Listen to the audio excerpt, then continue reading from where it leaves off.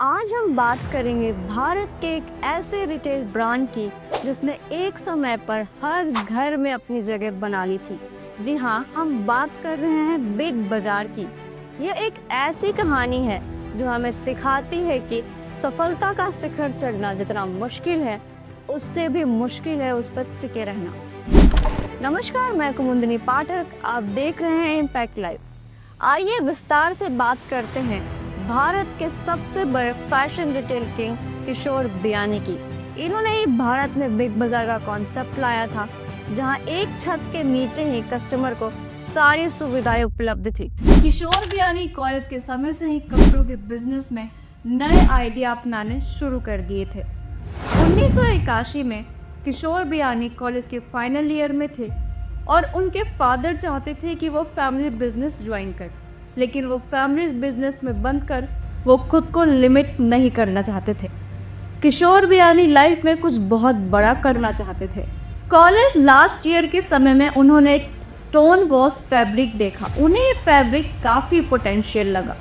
उन्होंने तुरंत ही मार्केट से 200 मीटर यह फैब्रिक खरीदा और शहर के गारमेंट्स मैन्युफैक्चरर्स को बेचने लगे। कुछ ही महीनों में लाखों का बिजनेस कर लिया और यहीं से उनकी एंटरप्रेन्योरशिप की जर्नी स्टार्ट हो गई। 1985 तक वो खुद की ब्रांड्स के फैब्रिक बेच रहे थे, बल्कि उन्होंने खुद के ब्रांड्स के ट्राउज़र बेचने के लिए खुद का स्टोर भी खोल लिया था और उसका नाम रखा था पतलून। 2 साल बाद उन्होंने मेंस वेयर कंपनी शुरुआत की और उसका नाम रखा पैंटालून्स। इस नाम के पीछे उनका एक आइडिया था, पतलून को मॉडर्न और ट्रेंडी बनाना। किशोर बियानी ने नए ट्रेंड्स और कस्टमर बिहेवियर को समझते हुए 1987 में अपना पहला ब्रांड पैंटालून्स लॉन्च किया। 1990 के दशक में किशोर बियानी ने पैंटालून्स को देश भर में स्थापित किया। 1994 तक पूरे इंडिया में पैंटालून्स के 72 स्टोर्स खुल चुके थे। फिर उन्होंने कोलकाता में पैंटालून्स की पहली लार्ज फॉर्मेट रिटेल शोरूम खोली। ये कोलकाता की उस समय की सबसे बड़ी स्टोर थी। किशोर बियानी ने इस स्टोर में विजुअल मर्चेंडाइजिंग का कॉन्सेप्ट भी लाया। इस स्टोर में मेंस वेयर के साथ विमेन और चाइल्ड वेयर भी लॉन्च किया गया था। 1999 तक पूरे भारत में पैंटालून्स के 13 लार्ज फॉर्मेट शुरू हो चुके थे। किशोर बियानी ने फैशन की अलग नई दुनिया बना दी थी। 2000 के समय किशोर बियानी ने चेन्नई की सरवाना स्टोर को विजिट किया। इस स्टोर में कपड़े, खिलौने, गहने और ग्रोसरी जैसे हर आइटम मिलते थे और यहीं से मिला किशोर बियानी को बिग बाजार का कॉन्सेप्ट। भारत के सबसे बड़े रिटेल ब्रांड में से एक बिग बाजार की शुरुआत 2001 में की गई थी। सस्ते दाम, बढ़िया प्रोडक्ट्स और हर घर की ज़रूरतों को पूरा करने वाला इस ब्रांड ने जल्द ही पूरे देश में अपनी जगह बना ली। सबसे सस्ता और सबसे अच्छा का नारा हर घर में गूंजता था। इतने बड़े सक्सेस के बाद भी किशोर बियानी यहाँ रुके नहीं। उन्होंने एक रिसर्च में देखा कि एक एवरेज कस्टमर एक मॉल में मैक्सिमम से 5 स्टोर में ही विजिट कर पाता है, जिसके बाद थकान के कारण वो और कहीं जाना पसंद नहीं करता। इसलिए किशोर बियानी ने एक ऐसे मॉल के बारे में सोचा जहां हर स्टोर के बीच कोई दीवार ही ना हो और कस्टमर्स एक ही जगह पर मल्टीपल प्रोडक्ट्स और ब्रांड का एक्सपोजर मिलेगा और उन्हें बार बार स्टोर के अंदर और बाहर नहीं जाना पड़े। साथ ही साथ किशोर इससे एक डेस्टिनेशन मॉल बनाना चाहते थे जहां लोग शॉपिंग, फूड, एंटरटेनमेंट और स्पेशलाइज्ड इंटरेक्शन सब कुछ एक ही जगह मिले। उन्होंने इस नए मॉल को नाम दिया सेंचर। 2004 में बेंगलुरु में 1,20,000 स्क्वायर फीट के स्पेस में खुला भारत का पहला सेंट्रल मॉल। इस मॉल में home furnishing, music, books, footwear, apparel और एक्सेसरीज की 300 से ज़्यादा ब्रांड्स थी। इसे देखते हुए हैदराबाद, पुणे और कोलकाता जैसे कई शहरों में सेंट्रल मॉल तेजी से खुल गया। सेंट्रल मॉल भारत में रिटेल में एक प्रीमियम शॉपिंग डेस्टिनेशन के रूप में उभर कर आया। सेंट्रल मॉल ने कस्टमर्स को एक नया अनुभव दिया, जहां उन्हें फैशन, लाइफस्टाइल और एंटरटेनमेंट एक ही जगह पे मिल रहा था। 2006 में अपनी सारी कंपनीज को इफेक्टिवली रन करने के लिए उन्होंने एक कंपनी की शुरुआत की जिसका नाम रखा फ्यूचर ग्रुप। पैंटालून्स, बिग बाजार और सेंट्रल जैसे बिजनेसेस और हजारों करोड़ों के रेवेन्यू के चलते फ्यूचर ग्रुप इंडियन कॉरपोरेट को एक नए शिखर पे ले गया और अब किशोर बियानी एक बिजनेस टाइकून बन चुके थे।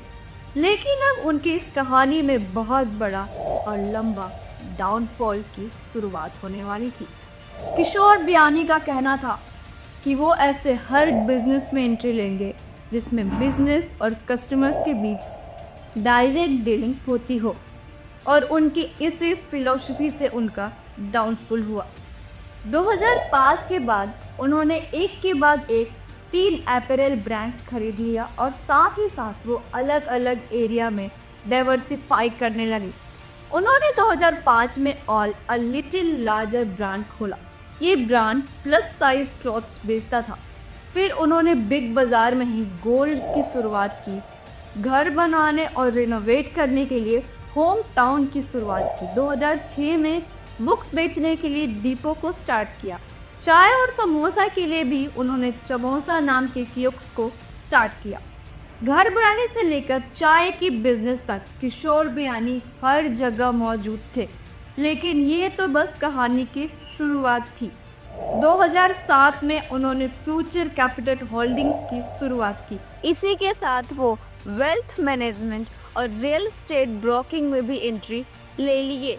साथ ही साथ उन्होंने एक फ्यूचर जनरली इंश्योरेंस कंपनी खोली और लाइफ इंश्योरेंस और जनरल इंश्योरेंस इंडस्ट्री में भी एंट्री ले ली। बाहर से देखने में फ्यूचर ग्रुप का बिजनेस और एम्पायर काफ़ी बड़ा और सक्सेसफुल लग रहा था, लेकिन इतनी तेजी से इतना बड़ा एक्सपेंशन उन्होंने अपने खुद के पैसे से नहीं किया था। इसके लिए उन्होंने हजारों करोड़ों का कर्ज लिया था। उन्हें इस बात की पूरी उम्मीद थी कि स्ट्रॉन्ग सेल्स से वो इन सारे कर्ज को चुका देंगे। लेकिन फिर 2008 में ग्लोबल फाइनेंशियल क्राइसिस हुआ और फ्यूचर ग्रुप की सेल्स क्रैश कर गई और अब बस बिजनेस को सस्टेन करने के लिए ही किशोर बियानी को और कर्ज लेना पड़ा। 2012 तक उनके ऊपर लगभग 12,000 करोड़ का कर्ज हो चुका था। उनके लिए इसका इंटरेस्ट चुकाना भी मुश्किल हो रहा था और फिर इसी कारण से उन्हें उनका ड्रीम बिजनेस पैंटालून्स को 16,000 करोड़ में बेचना पड़ा।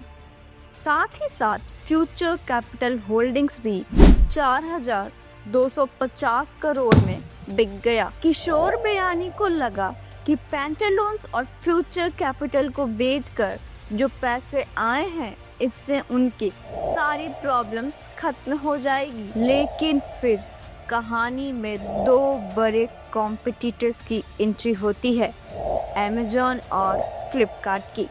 पिछले कुछ सालों में इन दोनों ने मैक्सिमम कस्टमर्स को ऑफलाइन शॉपिंग से ऑनलाइन शॉपिंग में शिफ्ट कर दिया था।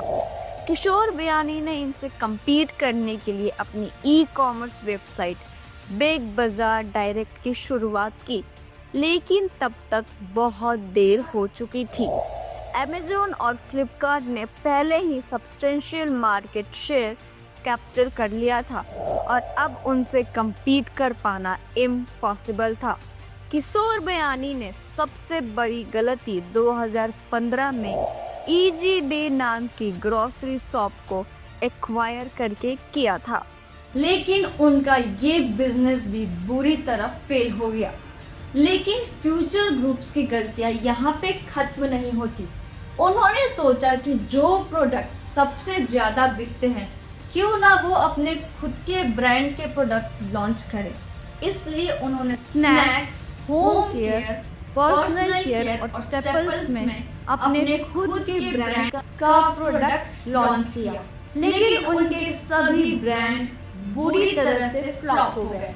और इन सभी गलतियों के कारण मार्च 2019 तक उनका कर्ज फिर से बढ़कर 12,800 करोड़ तक चला गया था।